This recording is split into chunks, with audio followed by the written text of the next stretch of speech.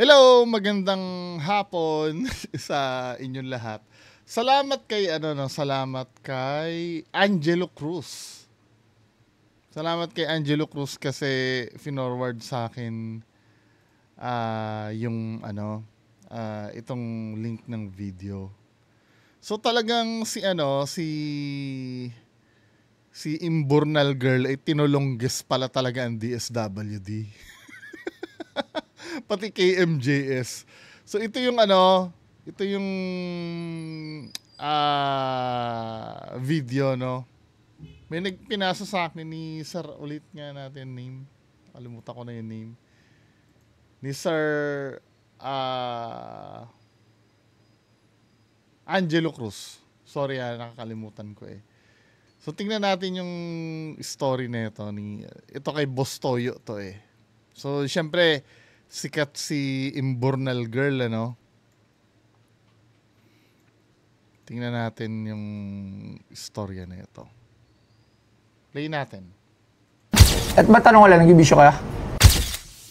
Nagbibisyo naman po, pero hindi naman hindi naman po araw-araw eh. Ano yung Imbornal na yun? Malaki siya? Manhole? Matubig?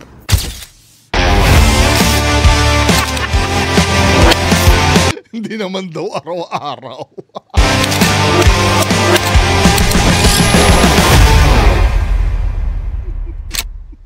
Sino yan? Upo. Para tayo na sa barangayan. Para tayo sa barangay Kasi Sige, upuan, bigyan upuan. Ayan, upuan. May ibibenta si ate. Ate, magandang araw. Ano yan? Pwede natin isuot to sa kanya? Suot mo. Suot ko. Para marinig ka. Ayan. Ate, parang kilala ko to. Sino? Ate, anong pangalan mo? Rosemary po. Rosemary. Taga saan si Rosemary? Taga Bangkal po. Bangkal. Makati. Ang sadya dito? Cutter Blake.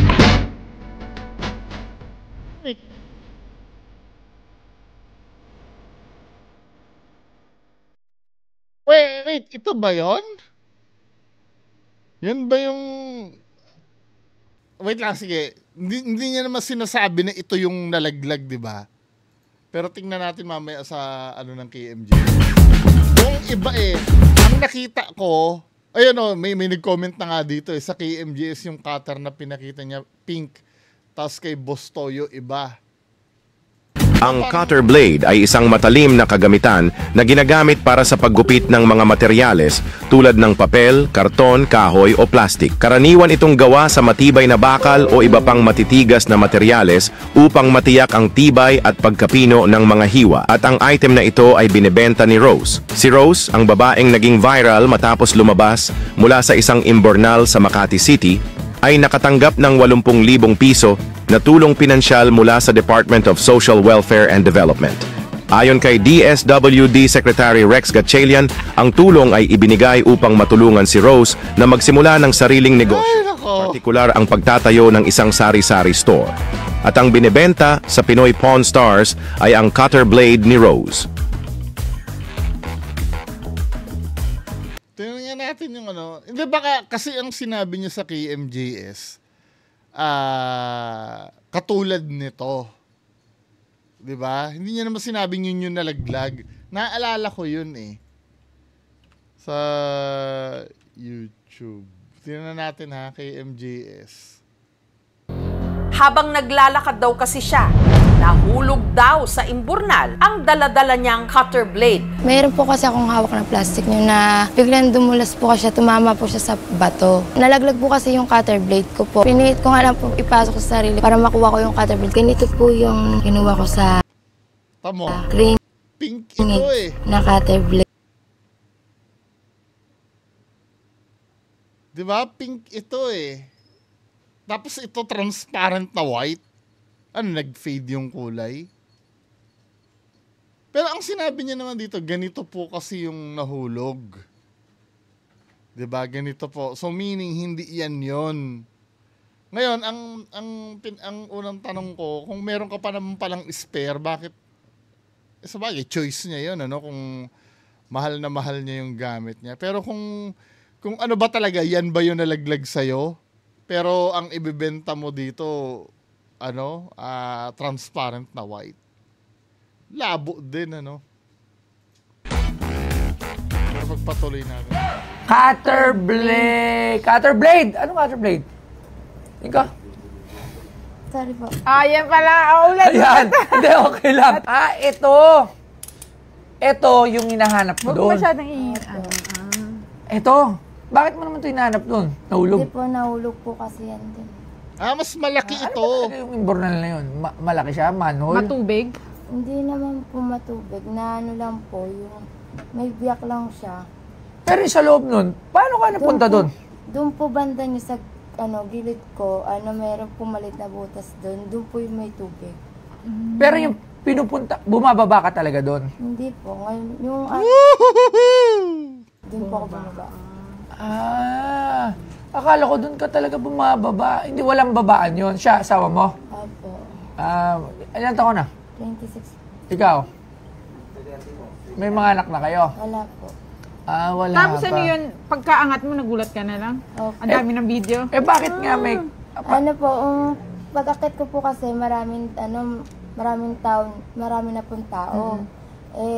Nagulat po ako, meron daw sa akin nag-picture, nagsabi. Yung pala, di ko alam na viral na po ako. So, eto. Akala ko nga doon siya nakatira. Ito ang makasaysayang cutter blade. Grabe. Hindi mali yung iba yung pinakita mo dun sa sa KMJS Or kung yan man yun, bakit hindi yan yung ipinakita mo sa KMJS? Bakit ibang cutter? Pero wala talagang lugar doon patatambayan. Maliit lang siya, hindi siya napapasukan ng tao. Bakit mo nga pala yan, Bakit mo kinukuha? ba't naman nahulog to doon? Kasi pumawak po akong plastic niyan Tapos, magkasama po yan, dumulas yung sa kamay ko, tapos tumama doon sa may batot. Pinasok doon. Galing yan. To be fair naman, consistent naman yung kwento niya sa KMJS. Gano'n ba kahalaga? Yung cutter lang talaga yung magkaiba. Ayan, no? Liit nito Ito ang laki. Kung may magkakaroon siya ng comparison, sana sinabi niya sa KMJS, ganito po yung cutter pero mas malaki dito. Diba? Kinuha ko yung cutter blade. Ganito po yung kinuha ko sa Grenades na cutter blade. Ginagamit ko po sa pangalakal. Wala na po kasi ako pambili, mami. Pero iba ito. So, ibig sabihin, wala na daw siyang pambili pero may spare ka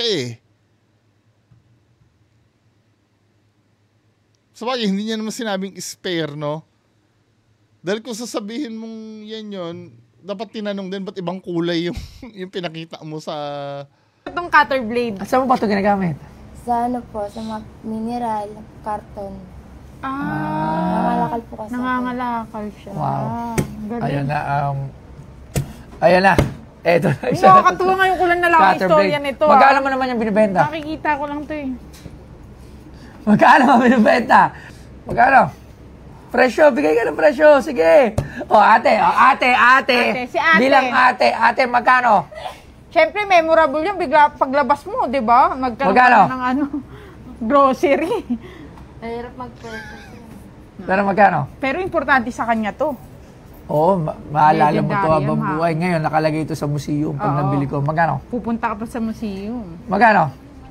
Ba't ka na museum?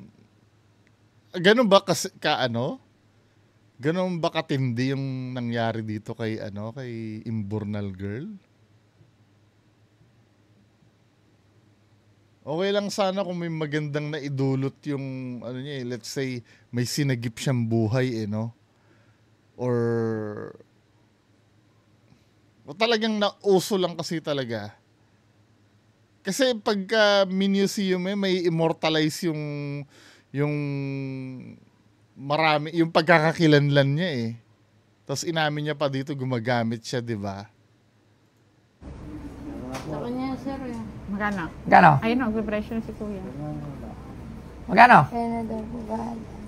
Ang tanong ko, no, di ba tinanong ko na rin to, bakit yung mga ganyan, matataba, no, yung mga kapuspalad na babae, matataba? Sumagot sa akin yung iba, kasi daw, nagpipills daw yung mga yan. Totoo ba? nakakataba ba yung pills?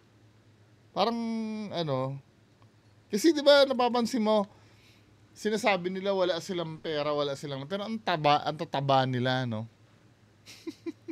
Hindi, pero magkano ba sa tingin nyo? Hindi kayo ng price. Okay lang naman yun. Wala naman problema. At saka legendary yan eh. Oo, magkano? Hindi po kasi na ngayon kung magkano po. Tapos, may pang cellphone ba kayo? May cellphone ka?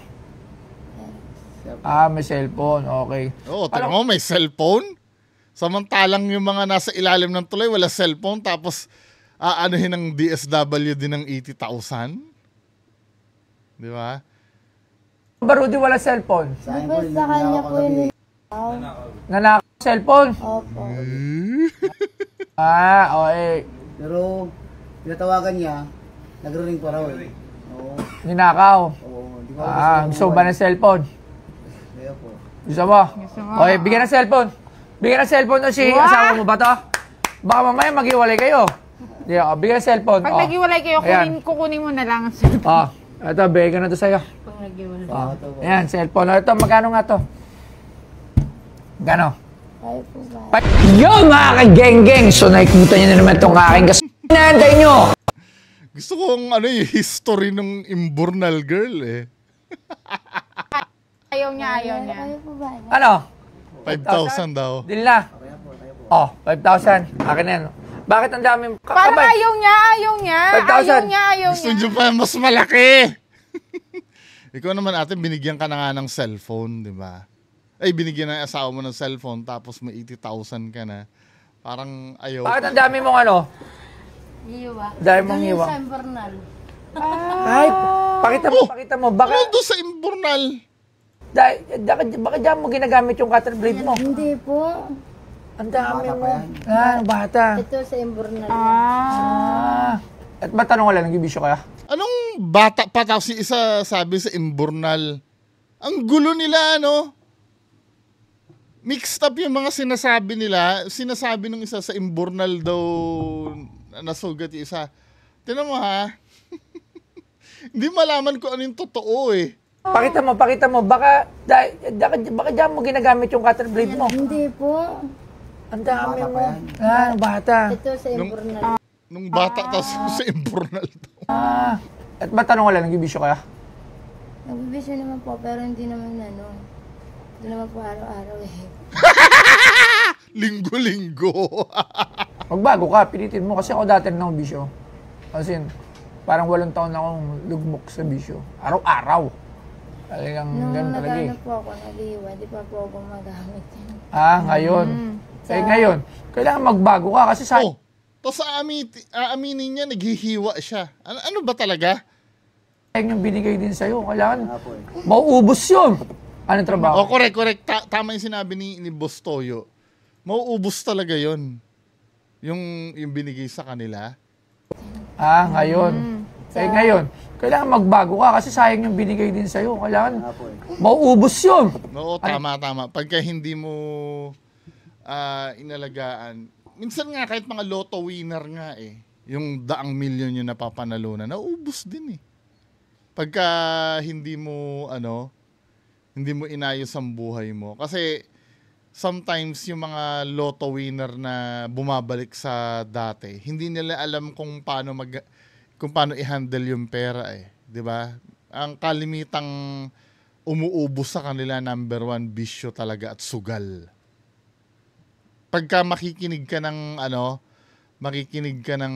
istorya ng mga tumama ng loto, tapos biglang bumalik sa dati, yun ang mga common na naging problem nila. Let's say, tumama ng loto, no, bibili ng malaking bahay, ng mga sasakyan, hindi sila magninegosyo. Akala nila unlimited yung pera, hindi nila naiintindihan. Pag may malaking bahay ka, ay may maintenance yun. Mag-aircon ka, malaki ang gastos nun buwan-buwan, magsasasakyan ka, maintenance din ng sasakyan. Hindi kasi natatapos yung gastos sa bumili ka ng bahay eh. Hindi rin natatapos yung gastos sa bumili ka ng sasakyan. Motor na nga lang, medyo mahal-mahal na ang maintenance eh. Lalo na yung ano, yung kaya nung bumili ako ng kotse, Vios lang naman. Hanggang sa na-junk na natambak na lang sa bahay kung saan, 'di ba? Then naibenta ko na rin. Kasi hindi ko rin naman na nagagamit kasi motor na ang ginagamit ko. Kasi pag nag four wheels ka, Diyos ko, anong petsa ka pa maano sa traffic, 'di ba? Oo, komportable ka dahil hindi ka uulanin, hindi ka pero dito sa Pilipinas, kung isa ka lang naman nagagamit, hindi na talaga advisable magkotse. Ba't tayo napunta sa kotse, no? Anyway, yung mga ganun, pag nabigyan ka tapos hindi ka magtitino, tapos may bisyo kang inaalagaan, halimbawa, nagda-drugs ka, syempre, kung hindi mo pipilitin magbago ang sarili mo, yung addiction kasi, mahirap talagang anuhin yun eh. Mahirap talagang pigilan yan eh. For example, hindi naman porket addict ka, sa drugs ka lang addict. Pwede addict ka sa video games. Addict ka sa pagkain ng hindi healthy. Yung hindi ka nakakain ng gulay. Yung yung isa kong kabarkada, BJ, shout out. Addict sa Coke yun, hindi nagtutubig. 'Di ba? May kanya-kanya tayong addiction eh. Yung pagiging addict kasi sa isang bagay, nakakasanayan yun. Mahirap talagang baguhin yun. Mahirap talagang baguhin. Ang kinaka-addikan ko kasi yung pagkain ba ng masarap. Neto lang ako nagbago. Kasi ako hindi talaga ako kumakain ng yung hindi masarap kasi ang mentality ko before putya, nagtatrabaho naman ako eh, pagod na pagod ako eh, ba't di ko kakainin yung gusto ko, yun lang naman ang reward. Pero hindi eh, yung naging sa akin, naging lesson sa akin si Sir Lance. RIP Sir Lance, di ba? Yung nakita ko kasi yung paghihirap, naging sobrang kaibigan ko kasi si Sir Lance. Nakita ko kasi yung paghihirap ni Sir Lance. Yung nagkaroon siya, nagdadialysis siya sa kidney. 'Di ba? Kaya every time na pupunta ako sa fast food, kung ang pinakaluho ko na ngayon, pupunta na lang sa lugawan, okay na yung lugaw sa akin. Tapos malamig na tubig. Hindi na ako nagsusoft drinks talaga. Mahirap na. Ang hirap nun. Alam mo yung tapos ngayon, hindi pa ako masyado nagra-rice ngayon. 'Di ba? Ang hirap nun yung nakakasanayan mo na, kasi ako, bago ako umuwi, bibili ako 'di ba, galing ako sa labas, bibili ako ng pagkain sa labas na yung sa karinderya, yung masasarap. Yung mga paksiw na lechon, mga yung lagi kong binibili na syempre, 'di ba? Nakakatakot. Pero nung unang linggong adjustment ko, mahirap talaga 'yun eh. Yung aawayin ka ng tiyan mo dahil hindi ka satisfied do sa kinain mo. 'Di ba? Yun ang pinakamahirap doon. Yung hahanap-hanapin ng katawan mo yung dating nakasanayan mo na. Isa sa pinakamahirap na baguhin sa bisyo yung yung sigarilyo, 'di ba? Marami talagang doon yung sobrang hirap nila. Pero may mga nagtatagumpay naman. Pero kayo, kung naninigarilyo kayo, talaga, men?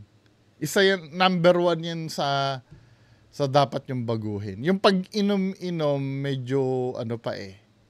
Sa bagay, atay mo naman yung titirahin dun eh. Pero hindi ka naman araw-araw umiinom, di ba? Maliban lang kung talagang alcoholic ka talaga.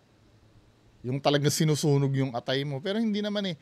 Yung sigarilyo kung may mga naninigarilyo dyan, gawan nyo na ng paraan yan, men.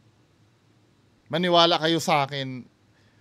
Ngayon, medyo okay pa kayo. Sisingilin kayo niyan. Madami na akong kilala, mga kaklasiko pa nung college na may emphysema na. Kasi nung college kami, di ba, pag stressful, sigarilyo ng sigarilyo. Buti nga hindi ko natutunan yung paninigarilyo na yan eh. Yan ang yung drugs kasi na yan, iilan lang naman ng I believe hindi naman sa iilan na madami din namang addict sa drugs, pero di hamak naman mas maraming addict sa sigarilyo kasi yan legal yun, di ba? Kaya ngayon, kung ako yung magiging way para makapag-isip-isip kayo, pero trip nyo pa rin yan, di ba? Trip nyo pa rin yan. Kung hindi pa sa ngayon, di go lang. Pero darating ang araw, pagka napasarap ka dyan sa sigarilyo, di ba? Tandaan nyo, sa pagkain nga, sa soft drinks nga, may napasarap, nasisira ang ang kidney dyan pa kaya sa paninigarilyo. Di ba? Ang trabaho mo pa, ate? Negosyo? Nagsisegar lang. Checker? Segar po. Segar. May cellphone ka? Wala cellphone? Bigyan na rin cellphone to. Cellphone pa ba tayo dyan? Pakawala lang sa cellphone. Bigyan na rin natin si ate ng cellphone. Ayan, pero kayo, makinig kayo kay ate. Hindi ko kayo pinapangalanan dito. Ito sana gawin nyo ng pambisyo, sayang. Gagawin ko na 10,000, bibigay ko sa inyo. Pero, masarap talaga magbisyo, no? Pero, alam mo, wala kang mararating, boy. Ayaw sila po sir. Pero walang problema. Kaya wala na akong gift. Hindi, totoo. Alam mo ba yun?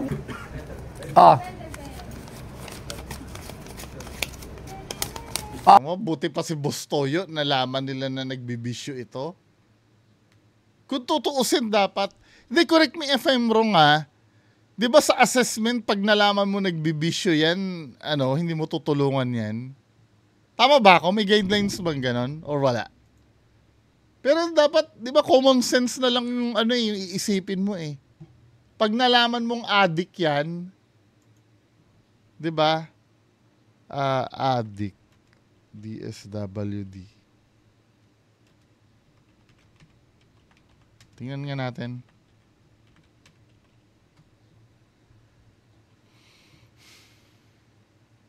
Merong rehab. 'Di ba? May rehab silang Pero wala naman sinasabi na regarding sa addict eh. Ayun mga nakakatanggap ng ayuda sa inyo, 10,000 lang. Nakatanggap si Elizabeth Oliva, kamag-anak ni Renato, ng 10,000 para sa food subsidy. Di ba? Merong 10,000 sa funeral assistance. Merong 10,000 naman daw sa Iba-ibang nakakatanggap, pero 10,000 lang talaga. Alam ko, kasama sa factor ng assessment yun pag-addict. Ba't hindi nila na yung pagiging addict nito? Pero malay natin, baka naman alam nila na addict ito. Ngayon, kung alam yung addict, ba't nyo bibigyan ng ayudang ganun? Buti nga ito si Boss Toyo, merong pangaral eh. Papirmahin niya, autograph ka muna. Alam mo, meron ka pa nga ngayon parte sa museum ko, gaano ka katindi. Puro masikat lang nandito dahil sumikat ka. Lagyan mo rito. Tatadalawin mo yan doon. Ayan ang autograph minsan ipapaprint ko yan. Autograph Kakaiba yan. Signature. Tas Autograph. Bago ka kasi kesa pag naubos ng pera, wala na naman. Ang daling maubos ng yung 80,000 na grocery. Pagkain ka Wala naman po natira sa kanila. Puro grocery po yan lahat. Oo nga. Bibenta niyo yun. Kung tutusin, bagong lipat sila ngayon, isang buwan lang yung naibigay nila. Hindi rin po mabibinta yun agad-agad dahil lagi Kasi po pinapunta ng kalilipat lang din DSWD. nila eh. Ha? Lagi po pupunta ng DSWD. Inaano kami, parang sinisiyay kami. Minomonitor kayo. O yun nga, okay nga. At least okay yun. At least meron kayong takot ngayon na huwag nga bumalik sa bisyo kasi minomonitor kayo dahil kumbaga nag-viral kayo at na-criticize ang DSWD. Kailangan talagang i-monitor kayo ng DSWD. Hindi ka tulad isang pagita girl na isang lapagan lang. yung tulong, di ba? Ayan. Rosemary may signature. Pelig. Lagyan natin ng day to day. Pellegrino po. Pwede ba ng day to day? 6, Ayan, 3. 3. Sige. Yun lang, ayaw na kitang pangaralan. Basta alam mo, matanda ka na eh. Kasi pilitin mo na lang na magbago kasi mas may mararating ka. Eh kung wala kang, hindi ka magbabago, wala hanggang pag nagkaanak ka. Piti ikaw, lalo na ikaw, gabayan mo siya. Pagka ayaw mo, tas gusto niya, paluin mo na lang sa di ba? Oo. Gano'n eh. Pero kung kayong dalawa, wala kayong magka-jamming, eh wala tayong magagawa. Problema, no? Sayang. Jamming. Okay. Wala na tayong pag-usapan. Cellphone mo pala. Papakuha ko, bibiyanin na ng cellphone. Para, meron ka na, no? 3 po. Nag-aaral. Opo. Ito, cellphone. Tropa tayo pagka nakita-kita tayo, ha? Ako po si Rosemary Pellegrino, yung nag-viral sa Green Hills. Magpapasalamat po ako kay Boss Toyo dahil binigyan niya po ako ng halagang pera. TSWD. Diba? Nagbigay kayo ng tulong. Hindi ko naman sinasabing mali yung pagbigay nyo ng tulong. Pero kung alam nyo gumagamit yan, kasi hindi naman daw araw-araw malamang linggo-linggo or ano. Kung alam nyo gumagamit yan, dapat parehab nyo na muna. At after marehab, halatang hindi nila alam na gumagamit Hindi nila inimbestigahan Dahil kung inimbestigahan nilang gumagamit yan, parehab muna nila yan.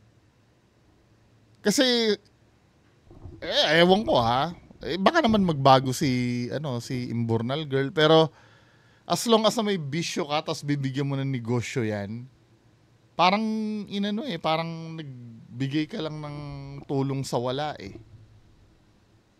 Pagka ganyan, tingnan natin yung progress niya, kung may i-update pa ba kay Imbornal Girl, di ba? Pero kung nalaman ng DSWD yan, dapat i-rehab muna. Pa-drug test nga dapat pati yung asawa Pag nag-positive silang dalawa, tapos paamin nila, pa-rehab nila. Diba?